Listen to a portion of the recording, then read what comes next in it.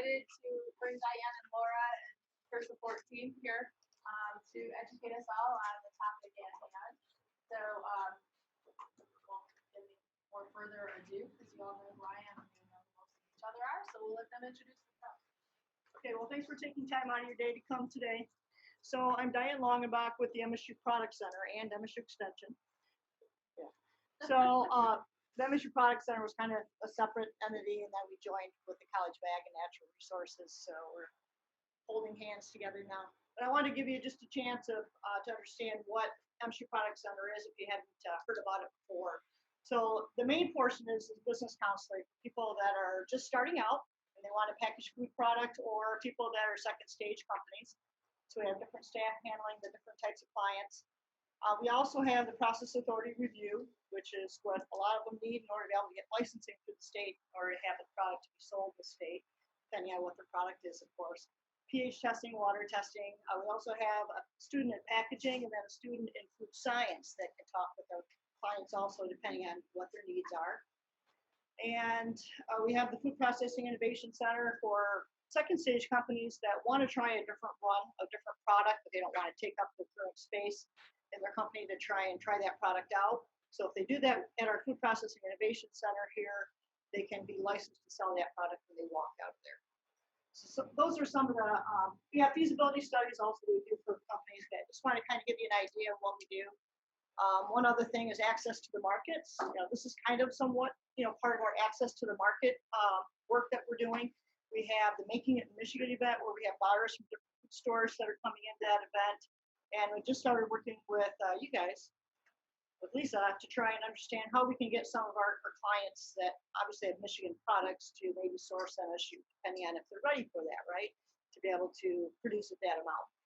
So my role then is a business counselor in the state. I'm up in Alma, Michigan. There's 9 other people like me in the state that are working with startups and some beginning stage companies.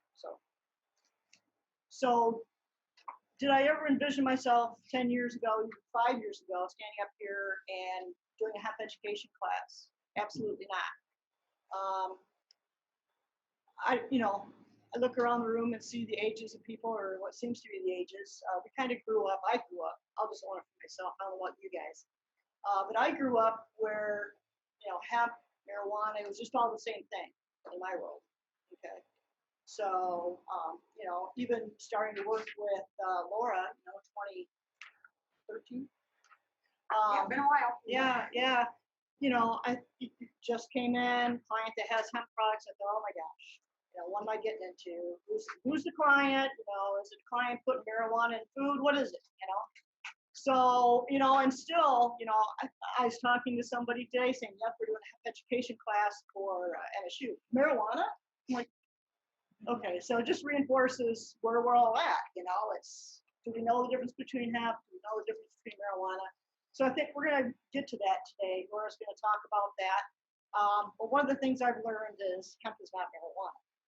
And so I do have a fact sheet that I brought. One's from the state of Michigan Department of Ag and Rural Development, that they put together. And it does talk about hemp seed, called hemp protein, all of that being generally regarded as safe, that the FDA regards as safe. Laura's products are packaged at Total Food Package, which is on the west side of the state. It's a well-regarded food packaging company. All the hemp that she has, that company processes for her, has all been tested. Obviously that puts it in the category of industrial hemp and not marijuana. So you can know that those are some of the processes that are already in place to make sure that the food products that people are doing are actually food products and not something else. So just want to welcome you and thank you for actually being here to give this education.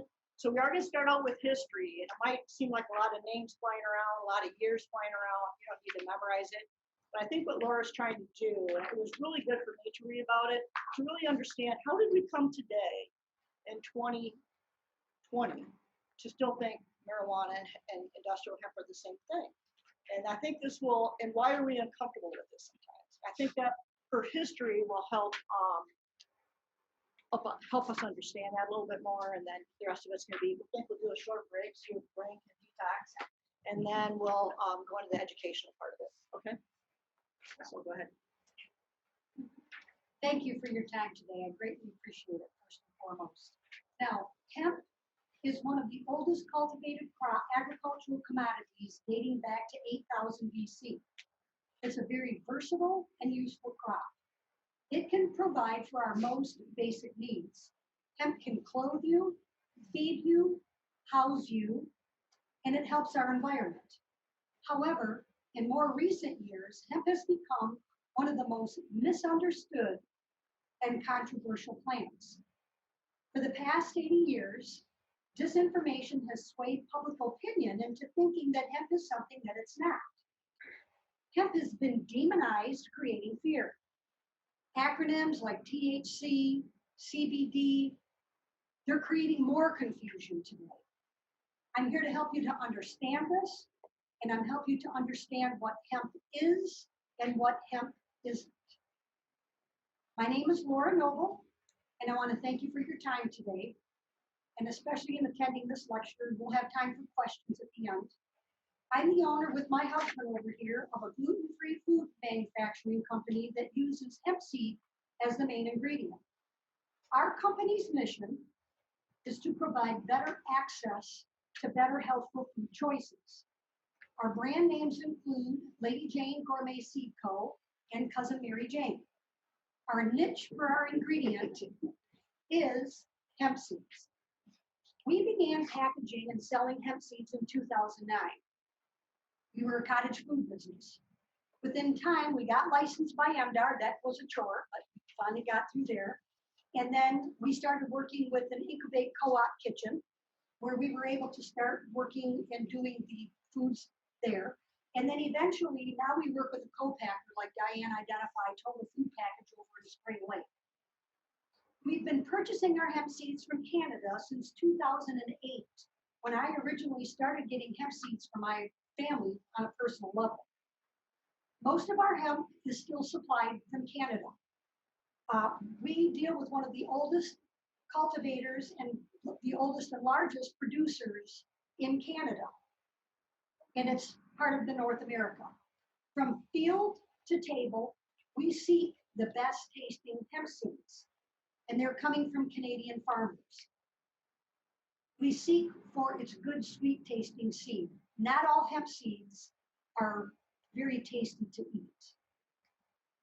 We soon hope to be able to source our hemp from a Michigan farmer or even a US farmer, but it's going to take some time before we can identify and work with that kind of a process. So why hemp? What took us to hemp? And how it became our main ingredient and how it was important for us with our company. Now, my interest in hemp began with hemp textiles. My skirt here is made from hemp. I provided some samples of some hemp textiles up here. But I had in the 1990s, I had a second melanoma removed. And I was seeking some hemp fabric because I needed to make some sun-sensitive clothes for myself. Hemp fabric is very beneficial in blocking the sun's harmful rays and protecting your skin from sun damage. The word canvas is actually a root word that comes from the word cannabis sativa. Cannabis sativa is also known, that is the hemp plant. Today, canvas refers to the weave of fabric. The stalk of the hemp plant is where this fiber is coming from. Its long, strong strands are sought after because it's so excellent and it can be made into rope as well as ship sails. The fiber is ideal because hemp fabric is resistant to the sun's deterioration. It also carries antibacterial properties. Christopher Columbus, when he sailed to the Americas, he was using rope made from hemp, and the ships on his sails were from hemp. Hemp fiber does not deteriorate like cotton. Now, at that time, I had no idea that hemp was something that you could eat. I had gone to a bazaar looking for fabrics, And at the time, I picked up this package of protein powder, and I was kind of struck by the nutrition facts. And the first thing that attracted my attention was the magnesium. And as I further reviewed it, it was like, wow, this is pretty incredible. Why haven't I've kind of been a foodie all my life in that regard. And I thought, why haven't I ever heard of hemp seeds if this is so nutritious? So I had to kind of come back home, check it out, and start investigating. And I did. And I decided that, yes, this was something my family needed to start eating. So I started ordering it, and I got it in from Canada and started incorporating it into recipes for my family. Some months later, I was at the grocery store with my granddaughter, who's now about 17. She was a preschooler. And she handed me this brightly colored package of what was labeled as yogurt. And I handed the package back to her. And I said, baby girl, read me those ingredients. Now, granted, she couldn't read. It's part of our shopping trip at that time to look at ingredients, read them, get in the habit of doing so. So we worked out some of the words and this and that, and then all of a sudden she started to question, well, what's that? And I said, well, exactly, my sweet girl, is that something you want to be eating? And so there it was. It was a yogurt that inspired me to do something to do better. Because here it was a food that was targeting a very young consumer, boasting of being healthy, when in fact it was filled with dye, sugar, preservatives, and stuff we shouldn't be eating, let alone a child eating. A product labeled yogurt that did not even contain any cultures. Wolves, that's what I call those kind of products, wolves. And I say that these are products that are tricking people. They're wolves disguised as sheep. And they're laying prey for unsuspecting parents to pick them up, put them in their shopping cart, thinking that they're making a healthy food choice for their family, when in fact it's just junk. As I looked around the store, it hit me. The wolves were worse on the store shelves then than they were when my children were little. And it kind of became a very overwhelming desire for me that it consumed me. And I felt that as a nation, we could do better. And as for myself, I could do better. I looked around and I couldn't figure out, why was hemp not available? It's an outstanding food choice. And it was nowhere to be found but all these packaged wolves. I had no idea about the challenge I was about to take on. I had figured what most people were simply unaware of, that hemp seeds had a lot of nutrition, which is true. Most people have no clue. And they just don't know that it's a great food choice. And I had thought once people knew what a superfood hemp was, they'd embrace it. Well, that wasn't quite correct.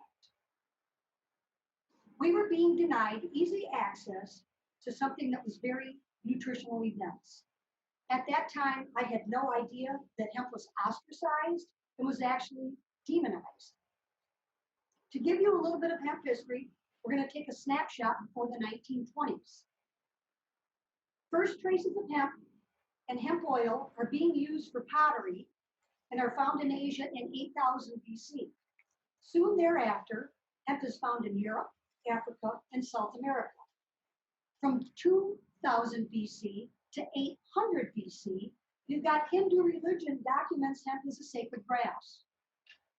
India refers to hemp as being one of the 5 most sacred plants, and it's considered a very special gift.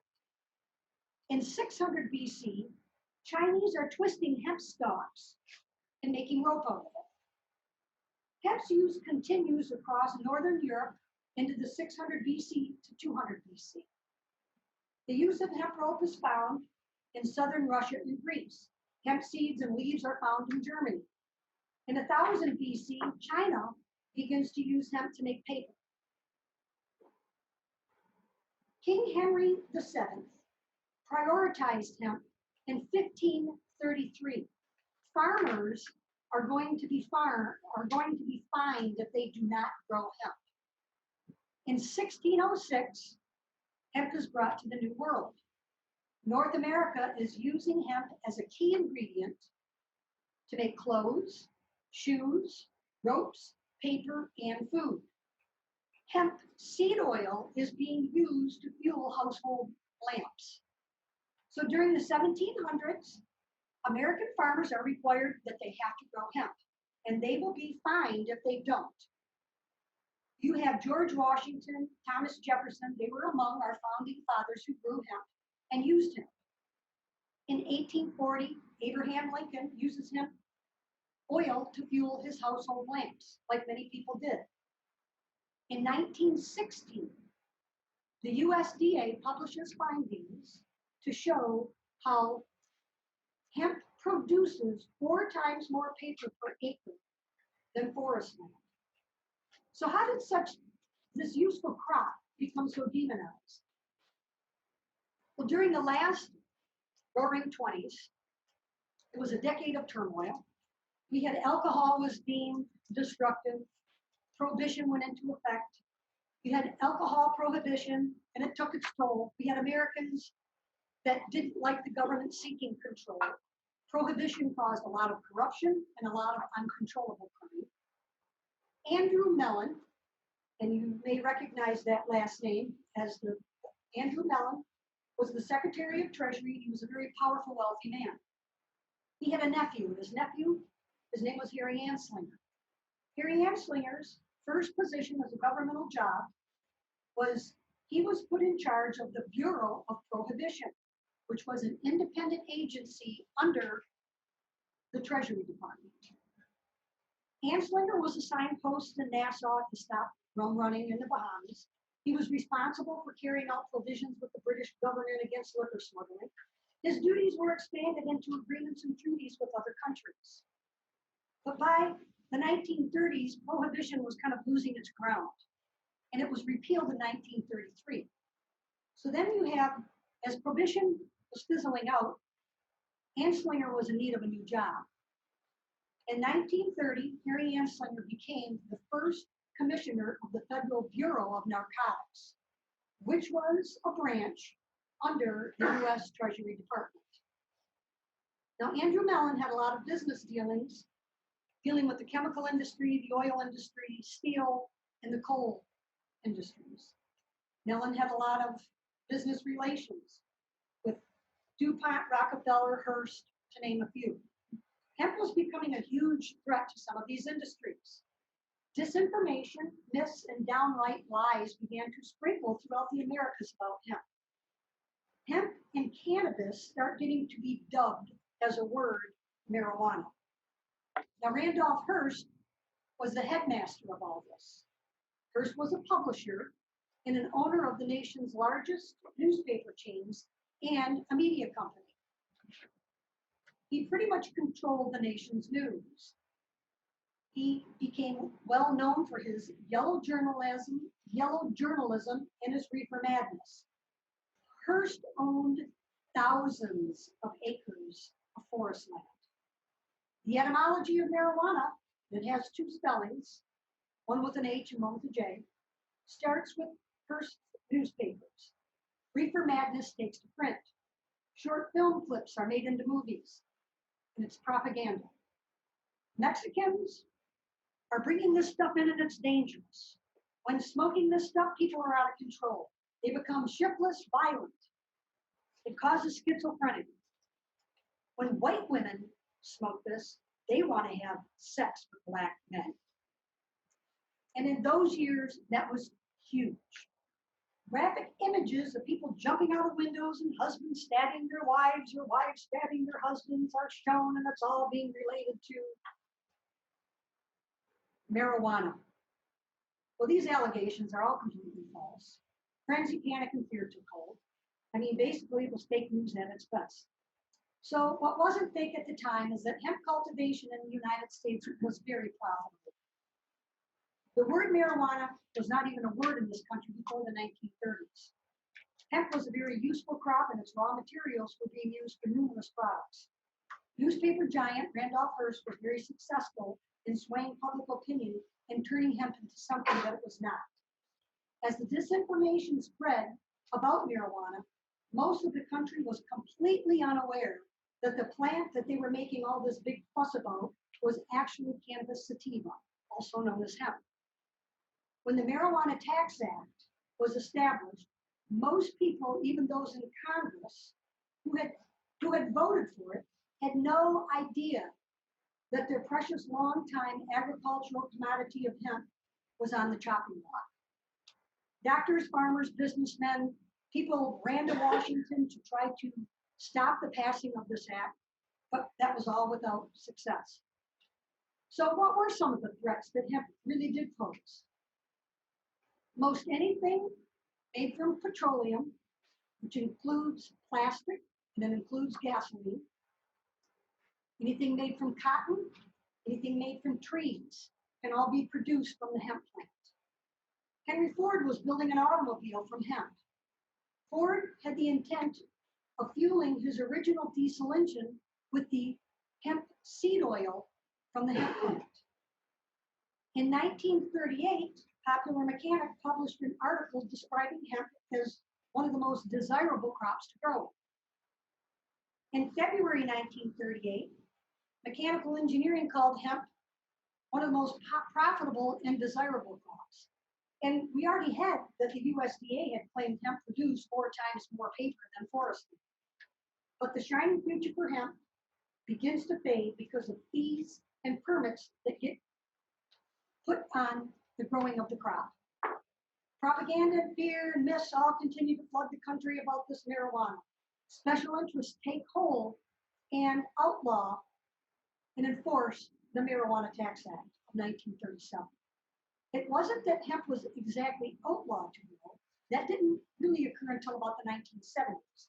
But the taxation and the permits that were required to get to grow hemp made it impossible for farmers to grow.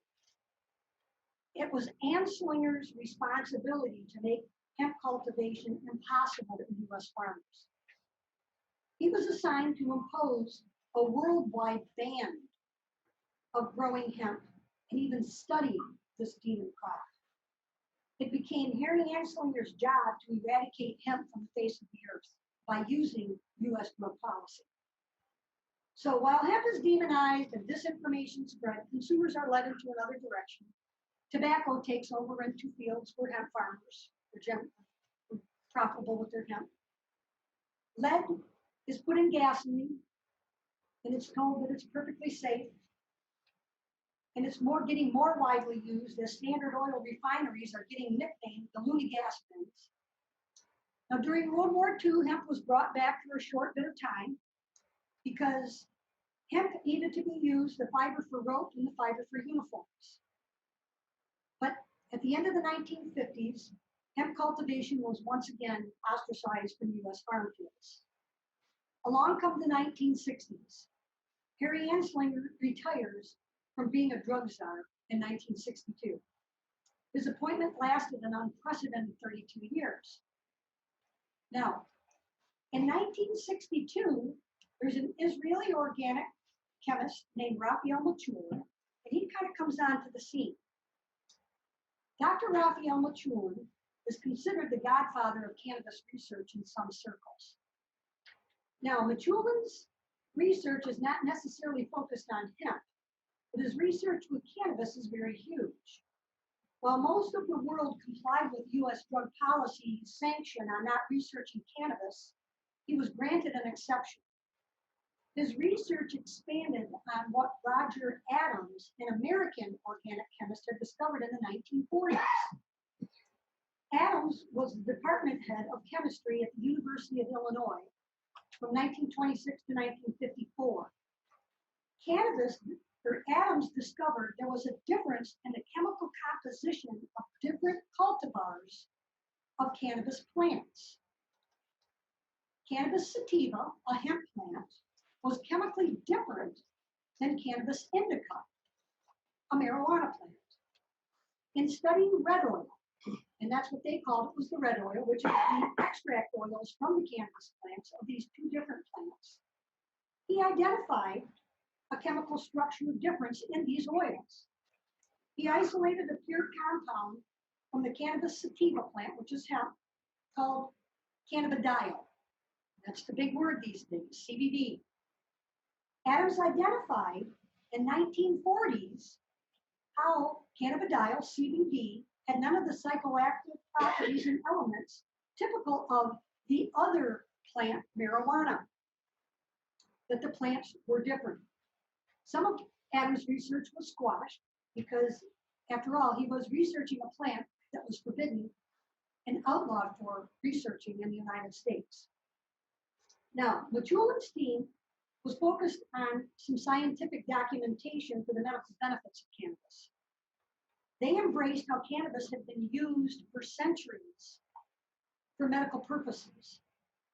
In 1964, his team was successful in isolating tetrahydrocannabinol, that is THC. Tetrahydrocannabinol is the cannabinoid that is within the cannabis plant that has psychoactive properties. His team discovered how THC was very helpful in stopping seizures, how THC helped to subside nausea in children who were being treated for cancer. Machulin's team, they worked for decades, and they worked on a lot of all kinds of stuff about cannabis. And his team was very helpful in isolating more than 114 known today cannabinoids that are within the cannabis plant. Through all of this discovery, they also came to discover the endocannabinoid system in our bodies. Now, even though supposedly all of this research was to be banned, our US government was funding a lot of these projects. So Machulin, in 1992, through his study of research with cannabis, and when he identified the endocannabinoid system in mammals, he has a theory that it's a breakdown in this system that actually is the underlying problem for disease in the body, and how cannabinoids can fix some of this, and how the entourage effect with these cannabinoids can work. Now, in a very unfortunate turn of events in the 1970s, Richard Nixon puts hemp into deeper trouble and causes more confusion. Nixon places hemp on the controlled substances. By including hemp within the confines of the CSA, the Controlled Substance List of 1970, hemp is misclassified as a drug. Hemp is then placed under the control of the DEA. So for another 48 years, hemp is sentenced to a crime that it didn't commit. Now, it's worth noting that there was a Schaefer Commission that had advised Nixon from putting hemp on the controlled substance list and identifying that hemp isn't a drug, let alone, after much study, the Schaefer Commission even identified that marijuana shouldn't be on the controlled substance list, that there was nothing there that was really that dangerous, as it was a nuisance for society. However, criminalization should not be used as a tactic. But no matter, Nixon went against what he was advised, and he placed it onto the controlled substance list, creating another 50 years of controversy over this. Now, as the U.S. used sanctions against other countries that violated cannabis drug policy, which included the cultivation of hemp, basically U.S. drug policy was bullying the world from growing hemp. This devastated poorer countries where hemp cultivation served as an economic necessity for food and for fiber. It basically was a social injustice that the U.S. drug policy used against these countries. Public research on hemp and marijuana was pretty much banned. Findings were squashed, or they were kept secret from U.S. being publicized in the U.S. More research was outlawed. The DEA did not want to grant permits. Now, there was a university, the University of Mississippi, had been researching cannabis since the 60s. It's been allowed to continue its research, but most of its findings have been guarded, and not much has been published. Now, by 1976, China was doing agronomic tests in their fields and was able to determine hemp plants from marijuana plants. Some European countries and China began ignoring the U.S. sanctions on the banned policy of hemp cultivation. These countries decided that they really needed hemp for their economic needs and for food in their countries. Now, In 1998, Canada now legalizes hemp cultivation in Canada.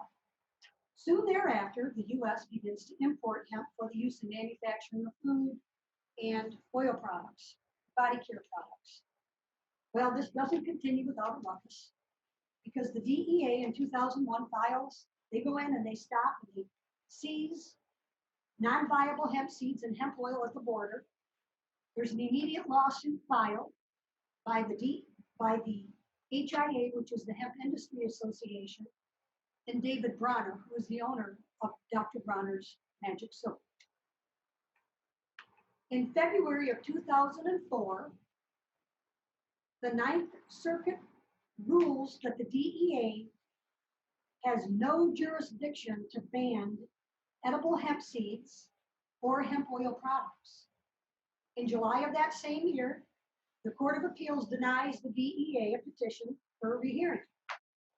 This ruling thus makes it legal to import hemp in all 50 states. It makes hemp seed food products legal in all 50 states. It makes hemp seed oil legal in all 50 states. This court case between the hemp industry and Dr. Bronner permanently protected the sale of seed-based foods and personal care products. By 2004, the United States is the only industrialized country in the world that is not growing hemp.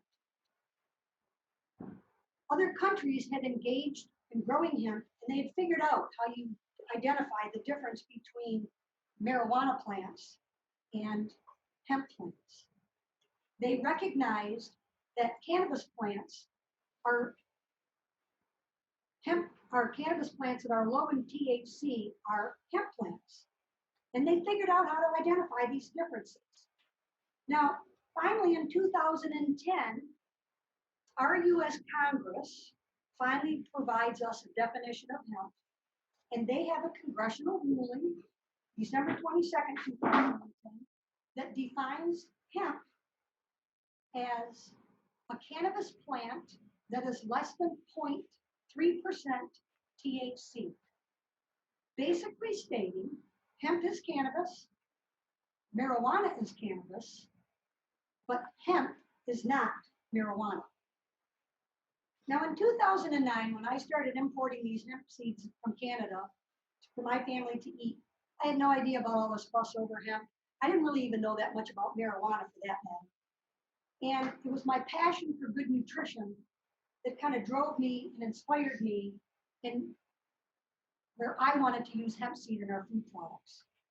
As a manufacturer with a goal to provide nutritious food and choosing hemp seeds to do that, I had no other alternative than to become an active activist for cannabis as a whole.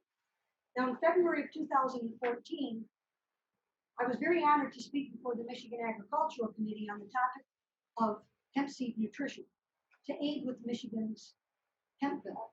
And that agriculture bill was signed here on this campus with Obama, which is kind of a cool thing. And the bill opened the door on a federal standpoint for individual states to study and start growing hemp in conjunction with universities. Now, in May of 2014, there's a gentleman by the name of James Comer. He was the head of the agricultural department in Kentucky. He sued the DEA because the DEA came in and seized his viable hemp seeds, which they had wanted for his farmers in Kentucky to grow. But he became my hero in filing that suit. James Comer had wanted hemp cultivation back in his state since the early 1990s. Multi-generational farms were going broke because of the issues with tobacco. Hemp farming in Kentucky had been a mainstay crop prior to the Marijuana Tax Act of 1937. Comer's goal was to restore hemp farming in Kentucky. So when he went in and told the feds to get out of his state, that he was in compliance with the Farm Bill, and that he was not going to be bullied by outdated federal drug policy any longer, he won. So my goal in taking you through all this historical journey is not to spin your head with all this, but a lot of times it brings understanding for people. And a lot of times going through this historical journey can help bring you to the nutritional side of hemp seeds and help you to abolish any prejudice you may be feeling. Over the years, I've done lectures from coast to coast to various audiences and demographics. It's been my experience when they know this history, some of their fears of this plant become nullified. And actually, I've questioned, why was such a beneficial, eco-friendly crop chastised from our government for so many years? After much research of all this for me over the years, I've even come to question, was it really marijuana they were really after, or was it hemp? Well, the answer is moot, because considering at this point that people were granted the ability to grow medical marijuana in the state before our farmers were given the ability to grow hemp legally, it does just make your head spin with the questions of really what was this all about. Now, we can kind of get up and stay, I can keep talking if you want to have a little break, we can do that. I'm going to get into the nutrition. We are going to have some foods. So anybody feel like they need to take a little bit of a break here? Take about 5. Okay, take 5, don't do your, and then I'll come in and, They're gonna be kind of hung around. in the last- okay. As a nation, we're getting fatter, sicker, and grumpier. Our children are hangry from lack of nutrition. Now, not everybody in this room, I see most of these people, you got all fit. It's nice to see you. Yeah, but our children, they're getting hangry, I call it hangry, from lack of proper nutrition. We're feeding them too many empty calories, too many foods with insufficient nutrients. We're eating too many wolves. Now, you won't get high from eating hemp seeds. You won't fail a drug test from eating hemp seeds. And if I had $1 for every time that question was asked to me, I would be a pretty wealthy person. But this has been known for centuries, and it's understandable that people feel this way or think this way, but it's disinformation that led people into thinking otherwise. Hemp seeds provide maximum nutrition with minimum consumption. Ounce per ounce, hemp seeds are one of the most nutrient-dense foods you can eat. Hemp seeds are rich in needed fatty acids. Those are the good fats, omegas 3, 6, and 9, and including the rarely found gamma linolenic acid, the GLA. They're an excellent source of vitamin E. The plant-based protein is complete with 20 amino acids. Yep, that's 20. That's more digestible protein than what you get with meat, fish, or eggs, more than any dairy products, including milk and cheese, or any other high-protein food.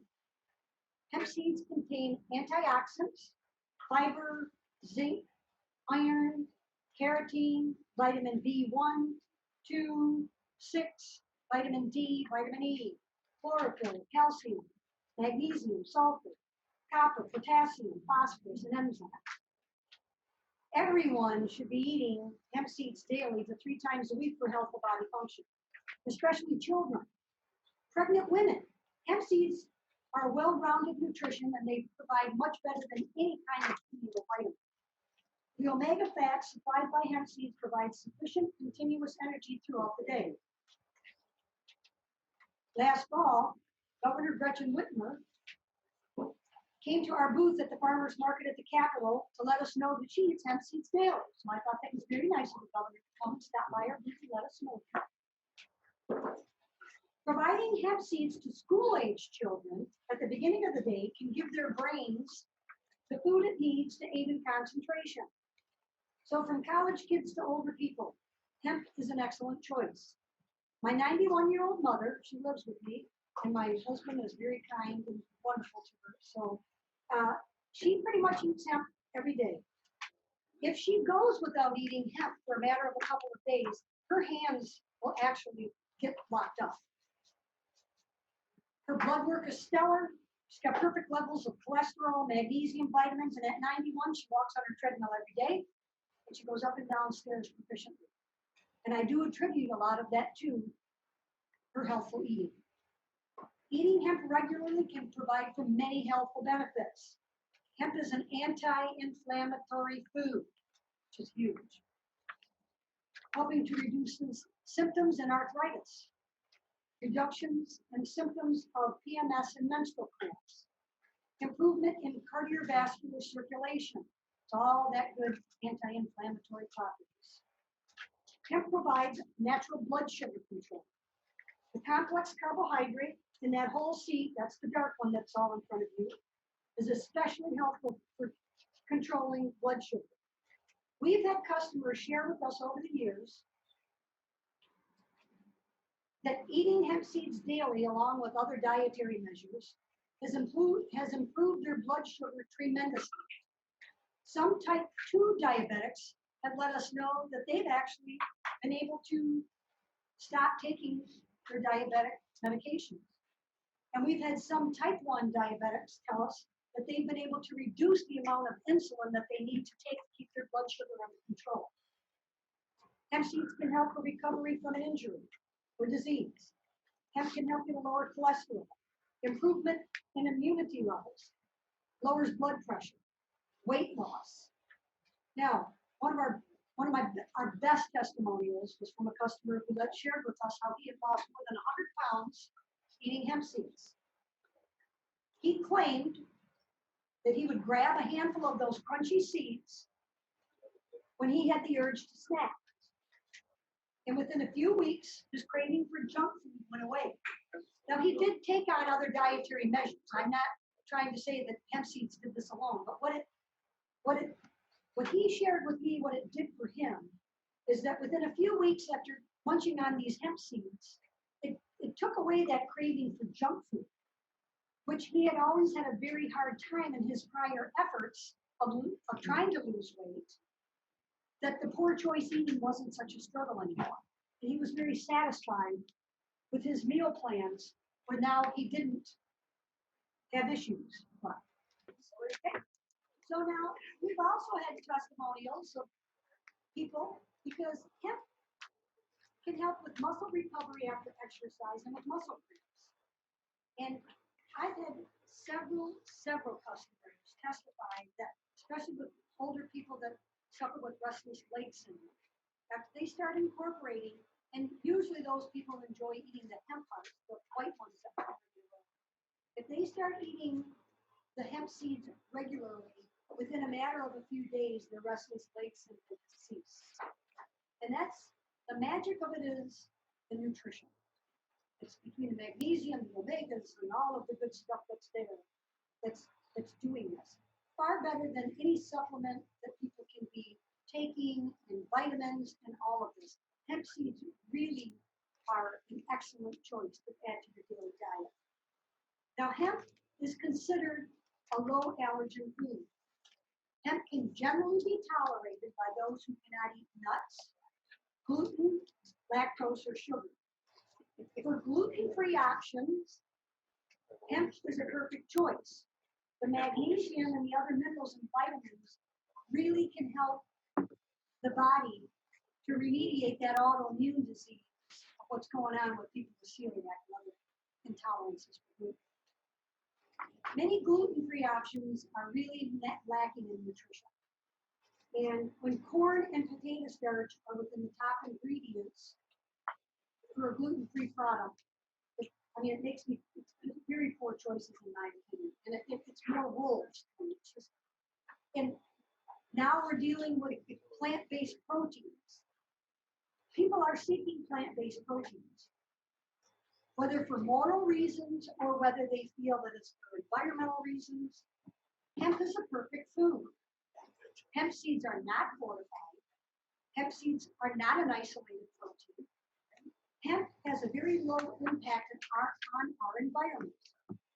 The cultivation of hemp seeds do not impact a rainforest, and they don't disrupt an ecosystem.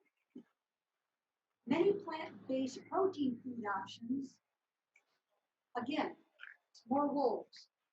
I call it the wolf pack is running more wild today than now when my 17-year-old granddaughter was living.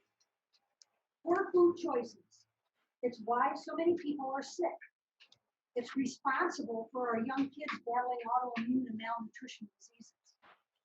Diseases that used to be related to old people stuff.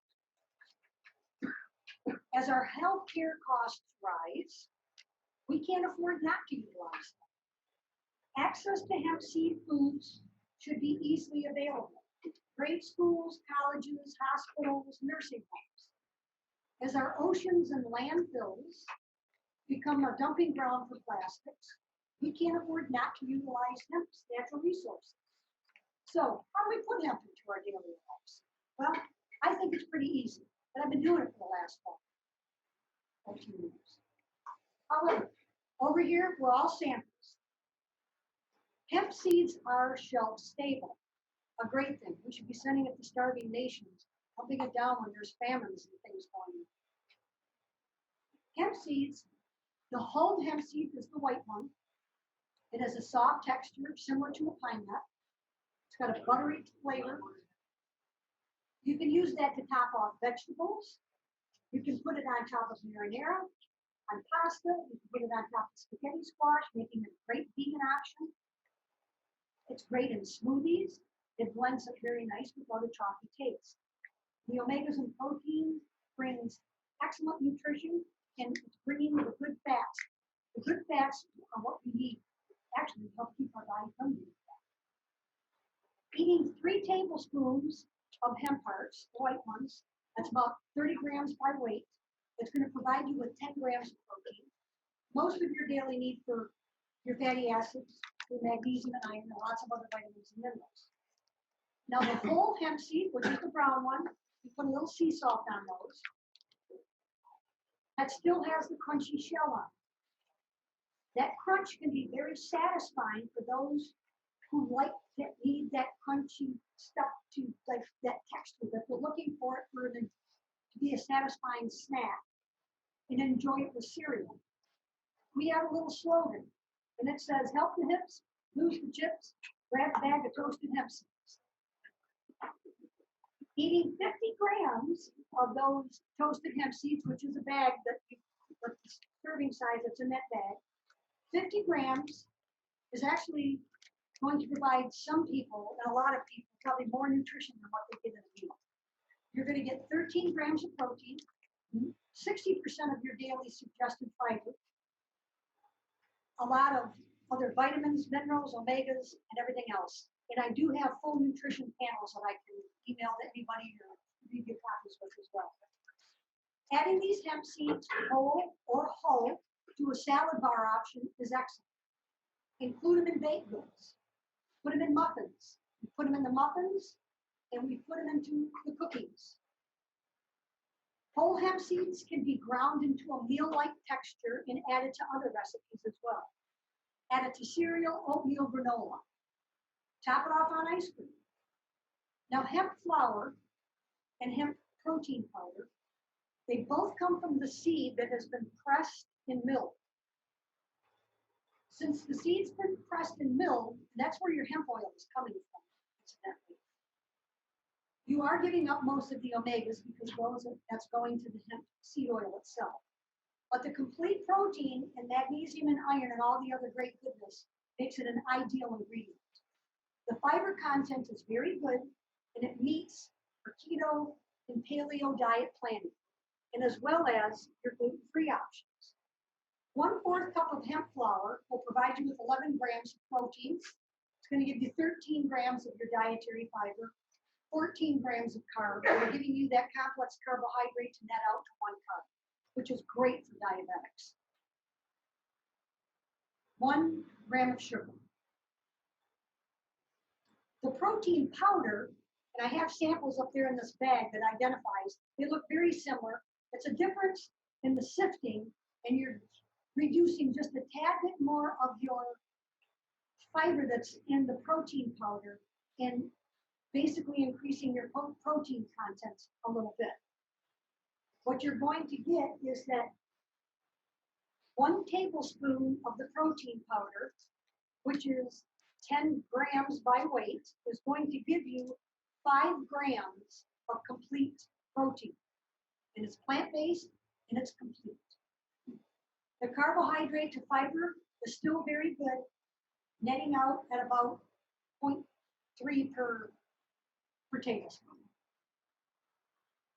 Very easy to add to recipes. You can take your own family recipes. You can take your own recipes that you're working with here and replace 1/3 to 1/2 of the flour that you are using in your recipe and replace it with one of these hemp products. It's going to bring and boost nutrition to the table. Now, on the handout, it's got our fabulous flapjacks, which we took a family recipe, which was actually my Brady's recipe. And I incorporated, put the hemp flour in it, and I provided the expanded nutrition facts so that you can see the difference in what you're bringing to the table with that. With the samples that you were eating, these hemp muffins, if you want to call them banana muffins, I used the protein powder in those. The cookies, the Toll House cookie recipe, I used 1/2 of the hemp flour in those. So if you can taste, so you kind of can't hardly taste much of a difference. I don't taste much of a difference anyway. It's a matter of sometimes of how much protein I'm really trying to bring and how much fiber I've got in my recipe already. Now the nice nutty flavor can be it just adds a nice, much better than a bean flour, I think. Now, in selling hemp seeds for the past 10 years, people are beginning to start paying attention. Now, our raw bar mixes, these are our formulations of what we've packaged for consumers, and we leave the consumer in charge of adding their own sweetener. I want the consumer to pay attention to the sugar that they're putting into their foods. Our honey nut bar, you're adding 1/2 cup of honey and 1/2 cup of peanut butter. These mixes are dietary flexible because if you have a household that can't have peanut butter, you can use another seed or nut butter. If you have a household for our Galaxy Energy Bar mix, that is considered a vegan blend. They're both gluten-free. Both of these contain about 8 grams of protein per serving. Both of these have more nutrition in a serving than in an egg, so people can consume them as a breakfast bar or as a snack bar. And those bar mixes can be packaged for institutional packaging to roll them out on big trays and serve them as well. It's just a matter. What is the best thing about them? You turn the package over and you read what's in them. You don't have to be a biochemist to figure out what went into that bag. It's all natural. Well, it's true. There's lots of stuff that, well, as we all know, we should be eating, but yeah. So what's the problem? Is it perception, fear of image, ignorance, lack of understanding? Like I mentioned, and selling hemp over the people, it's becoming, we're in the right time now. I was just a little 10, 12 years too soon. However, the need for some policies still need to change. And I mean, I'm trying to address it, but I don't know what to do with some of this. It can be a problem when I have a teaching chef at a school who wants his young students to use hemp flour in their recipes. And then the chef gets told by school officials that hemp is not allowed on campus. It's a problem when store buyers are afraid to put hemp on their store shelves because they think there are laws against it. Well, it's simply not correct. There's no laws against hemp seed food, and this was identified in 2004 with a Supreme Court ruling. It's legal in all 50 states. It's a problem when hemp seed food gets related to smoking pot or vaping some kind of oil or nicotine. But in 2020, it's time. It's a social injustice for us to continue denying access to one of the most nutrient-dense foods that we can eat due to lack of understanding at what hemp seeds and what hemp seed foods actually are. Now, I'm dedicated in helping to do this. Diane will tell you from years ago when we met. Yeah, and if you can relate to these problems, I want to help to work to resolve because they should be unfounded concerns. Now, understanding the difference in hemp versus marijuana, there are thousands of varieties of cannabis plants. Some cannabis is hemp, cannabis sativa, some is marijuana. The main difference in the classification is the amount of tetrahydrocannabinol, THC, that is in the plant. THC is a cannabinoid that has the psychoactive effect. Plants low in THC, that's like 0.3, 0.4%, is considered a hemp plant. There are thousands of varieties of hemp plants that are grown.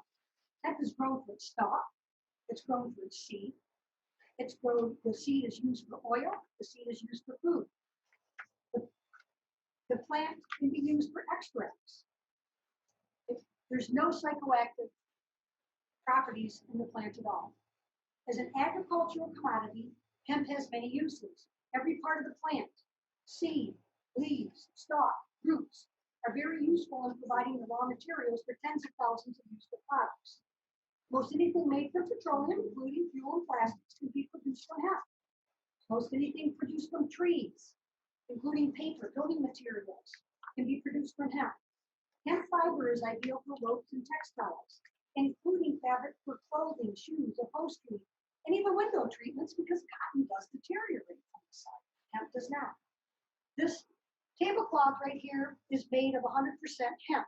It is getting a little frayed, but I've used it for about 14 years. And I've used it, washed it, used it, washed it. So that will just give you can feel free to feel it. It's the canvas of the canvas weave. Now, hemp is not only healthy for people, it's healthy for Mother Earth. Hemp is a sustainable crop. The positive impact hemp cultivation reaches our environment reaches very, very wide and far. Hemp does not require large amounts of water, pesticides, or chemical fertilizers. Hemp is a very important pollinator crop. The growing of hemp can improve the soil. The deep roots help to break up compact soil and bring nutrients into the dirt. The tilling of the plant leaves help with nitrogen regeneration. As a rotation crop, hemp aids in pest controls for some of the other crops. Hemp offers phytoremediation, which is that it restores dead soil by removing contaminants and even toxins. Nuclear waste from areas around Chernobyl have used hemp to clean up the soil. This eco-friendly plant matures in about 4 to 6 months. Now, marijuana. Marijuana is a cannabis plant that contains high levels of THC. There are thousands of varieties of marijuana plants. It's grown for its flower and its resin, and usually it's the THC that is sought after, and it may be sought after for medical reasons or recreational purposes. Hemp is not marijuana. Now, talking about hemp seed oil versus hemp extract oil. And I'll talk a little bit about the CBDs here in a second and with it. Hemp seed oil, and I have samples up here on this table of the hemp seed oil versus the hemp extract oil. They are different from each other. Hemp seed oil is the oil that you get when you press the seed and you extract the oil out of the seed itself. Hemp seed oil is a nutritious source of essential fatty acids and vitamin E. The oil is pressed and the remaining cake is where these flowers can come from. The hemp flower and the hemp protein. Hemp seed oil does not carry any significant source of phytocannabinoids. And the phytocannabinoids are the CBDs, THC, CBNs, if you're familiar with those are within the plant matter itself. Hemp seed oil can also be used as a fuel source. Now, hemp extract oil, which I have in the littler containers, hemp extract oil, it's not the same as the seed oil. Hemp extract oil comes from the plant matter.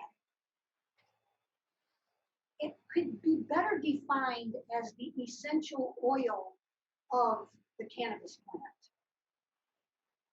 It's the oil or the gummy residue that's left after the extrapolation of all the phytonutrients from the whole plant, which may include the flower, the bud, the leaves, the stalks, everything. There's different methods of extracting these oils.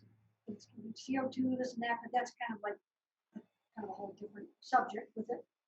But the extracted oil or distillate, that is where you are finding your CBDs, and that's where, if you were extrapolating this from cannabis plants that are high in THC, that's when you're going to get your higher volume of THC extract oils as well. Now, cannabinoids, they are isolated from the extracted substances that you're getting out of this. Now, hemp extract oils can be used for, but may not be limited to topical salves, oral drops, tinctures, and even those that, when people talk about these vape pens, that it's coming from the extracted oil of the plant. It's nothing to do with the seed. Now, CBDs have brought notoriety to hemp in these last years. It's really great, but it's also posed a lot more problems for me as a food person. Skeptics don't understand where CBDs are coming from, and they might be avoiding hemp for the wrong reasons. Fear of misuse, fear of being unsafe are among justified concerns. But even sugar is unsafe, and we should be having some justified concerns. Now, cannabinoids are a class of diverse compounds, and I don't want to get too crazy with all the organic chemistry with all of that.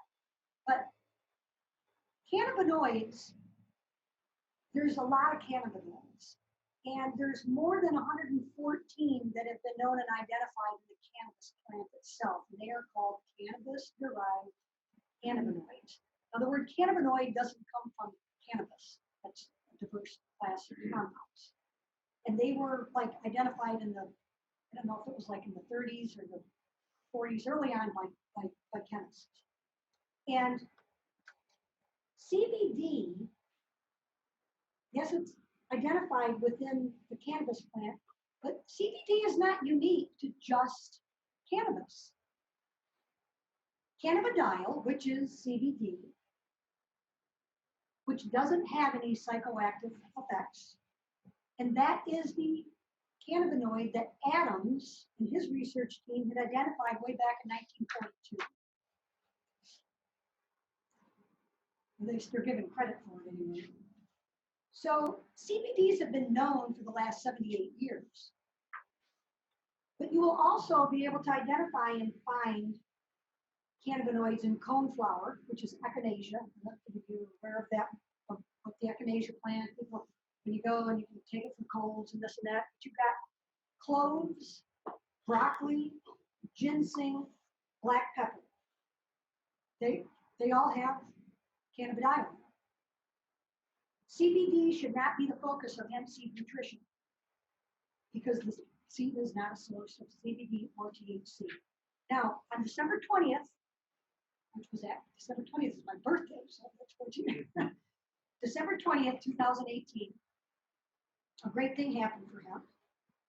President Trump removed hemp from the controlled substance list, which I have no idea what his motivating factor was.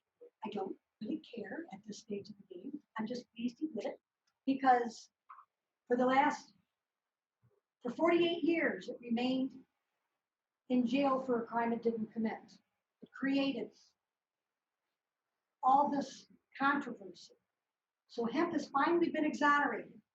Now, proper awareness and public education is really needed to bring the awareness of hemp so that we begin to use hemp more and grow it more in our farm fields.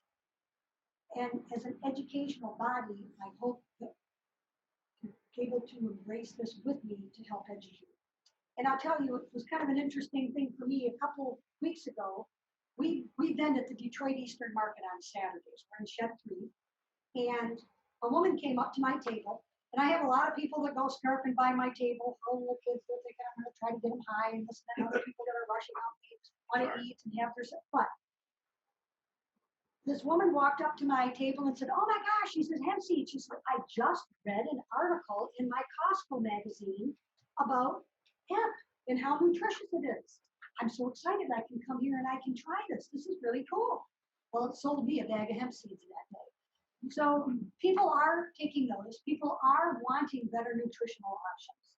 So hemp is that single plant that can feed us, clothe us, house us, protect us, help our environment, and heal us. With over 60,000 uses, hemp has the ability to support mankind on just about every level. So it was my passion for good nutrition that inspired me to work toward doing better and to build a brand to carry a mission in providing better access to better health and choices. So I hope you can join me in helping to provide better access to better health and choices. Thank you. I appreciate all of your time.